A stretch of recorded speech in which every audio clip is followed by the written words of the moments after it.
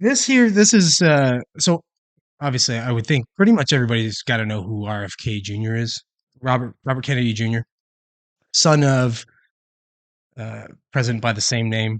Or was he? Yeah, I guess he was he president? No, Robert F. Kennedy wasn't president. He was running for president. So John F. Kennedy was president. Both were assassinated.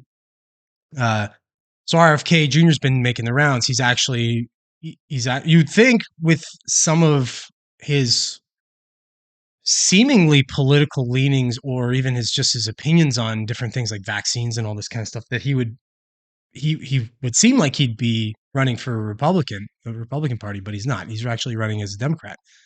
But he's a true Democrat. He's like an old school Democrat. Yeah, the Democrats of now are it's a different party altogether. But he's running for Democrat, but he's doing all the podcast um, circuits, if you will. He was just on Bill Maher. He was on Joe Rogan. Um, he's been on a number of other ones. I'm not sure exactly who. I'm sure he'll probably be doing Patrick Bet David soon. But he's just doing all the different. He's getting as much exposure as he can, knowing that a lot of the stuff he talks about is probably just going to be censored anyway, realistically. So he's being smart about it. He's getting out as much as he can. So I'm going to read this part of this article because part of the heat he's taking right now, um, obviously, is his position on vaccines, his position on governments, on the government and the pharmaceutical companies being in bed with government and things like that. So it's been suggested that he debate this Dr. Peter Hotez, who was also on Rogan at one point. So Joe Rogan suggested that he debates RFK Jr., this Peter Hotez, on his podcast, and he's never gotten an answer to say yes.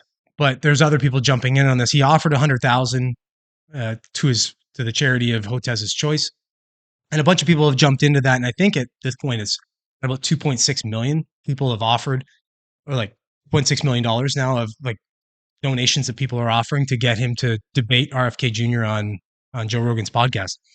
Because obviously on Spotify it's going to be pretty much uncensored. He can say whatever he wants. It's not going to be taken down or anything. That's why that's the best platform for it. So here, I'll just read this article a little bit from Forbes. If you've been on Twitter by now, you've heard of Joe Rogan.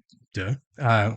You've heard that Joe Rogan tweet challenged Peter J. Hotez, PhD, to come on to his Joe Rogan Experience podcast and debate Robert F. Kennedy Jr.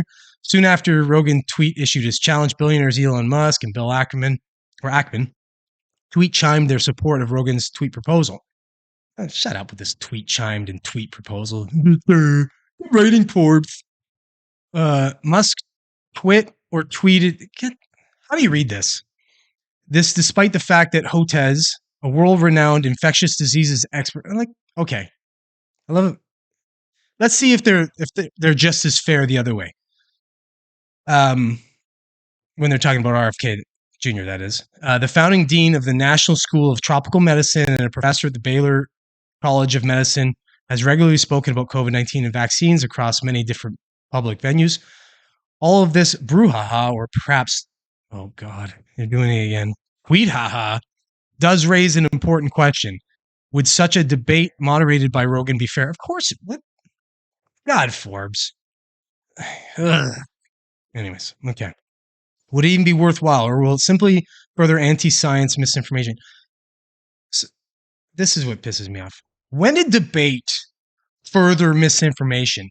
Debates smash misinformation because you have somebody who's clearly lying, who says something, they can't back up what they say, and then under scrutiny or debate, they're destroyed.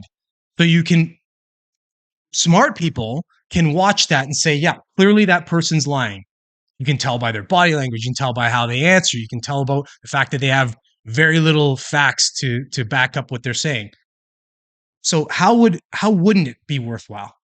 Irritating. Anyways, okay, I digress. Rogan's challenge certainly caught the attention of many legit scientists around the world. No one worked with Hotez, including myself. Oh, here we go. Why? So the article was written by a biased douche. Okay, so the June 17th challenge came in the form of a follow from Rogan.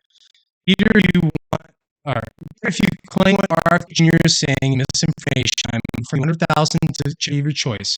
If you're willing to debate it on my show, no time. As you can see here. Okay, so there's the tweet. They went back and forth.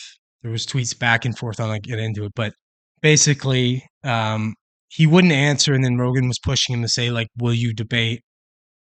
And it was, you would have likened it to. It was basically like when you watch a guy talking tough to somebody, and then the guy who he's talking tough to says, "Okay, let's go, let's fight," and the guy talking tough goes, "You're not worth it. You're not worth my time." Then shut your fucking mouth. Why are you talking so much if you don't want to back it up? That's what this whole thing screams to me.